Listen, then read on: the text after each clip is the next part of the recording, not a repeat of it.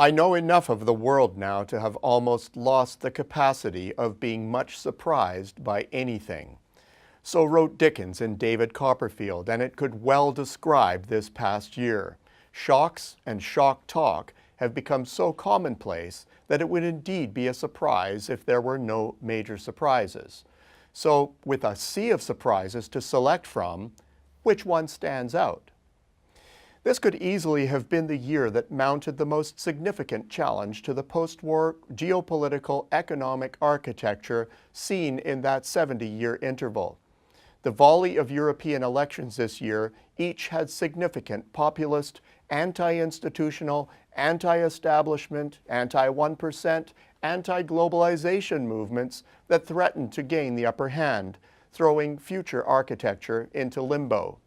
In each case, the status quo gained the upper hand, preserving things for the moment. Perhaps the surprise is that, unlike the Arab Spring, regimes weren't toppled. On this score, no thanks goes to the US and its anti-trade bombast. In a bizarre year of leading by tweet and the lingering existential threat of an election corruption scandal, U.S. protectionism forged ahead with the moral suasion campaign against the international activities of automakers, appliance manufacturers, and others, a warning shot to others with similar plans. Actions against Canada's lumber producers and the vulnerable aerospace sector, not to mention caustic words about the dairy industry, upped the isolationist ante significantly. It all looked that much more serious when in round 4 of the NAFTA renegotiations, it seemed that poison pill provisions really would scuttle the deal. It's no surprise that this didn't happen. America needs the deal too much. What is surprising is that it took the US business lobby so long to get active in support of NAFTA. So much for Canada's traditional space. What about the broader world? Oil markets matter to Canada, and 2 significant events occurred that normally would have shaken the market significantly. First, Qatar was blockaded by its GCC community, and oil prices barely budged. Second, there was a significant regime shift in Saudi Arabia, with dire consequences for certain key leaders. Again, oil prices barely budged. Africa doesn't usually top the list of surprises, but something that was not foreseen was the toppling of 2 longtime leaders. Okay, that has happened quite a bit in the past half-century, but rarely in the way it happened this year. Both Robert Mugabe in Zimbabwe and Jammeh in the Gambia were removed without a single shot fired. For a long time, too long, India has sort of been the big engine that wouldn't.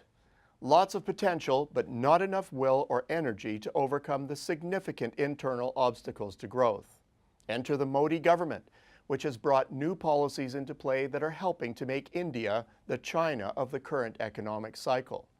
Growth is already superior, and it's looking sustainably so. 2 great verifications of progress occurred this year. First, Moody's gave India its first sovereign upgrade in 13 years. Second, India climbed by more than 30 points on the World Bank's Ease of Doing Business Index. It still has a long way to go, but that is eye-popping progress that should lead to more. The long list, and we could add a few more things to it, makes it hard to narrow it down to just one. But when we consider the overall picture, it's clear that 8 years beyond the Great Recession, there is still a lot of disruption going on: political, social, economic, technological, and military.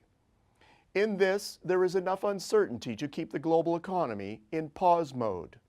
One inescapable fact is that growth has, after all these years, begun to ramp up. Cynics believe this is a last hurrah, and are still obsessed with the persistent negative effects of structural fissures brought on by the last decline. Even so, forecasts are, for the first time in 7 years, being revised upward. Europe, of all places, is in many ways showing the most verve. And after all these years, confidence appears to be back, not just to average, but to near record levels. We actually expected this, so what's the surprise? Perhaps that it occurred in spite of the significant disruptions. But maybe the bigger surprise to us is that so many are surprised by the new growth. The bottom line? Anytime a new wave of growth occurs, and especially after such a long lull, I marvel that it almost seems to have a life of its own, quite in spite of ourselves. Well, thank you for tuning into the Weekly Commentary this year. Weekly Commentary will return on January 11th.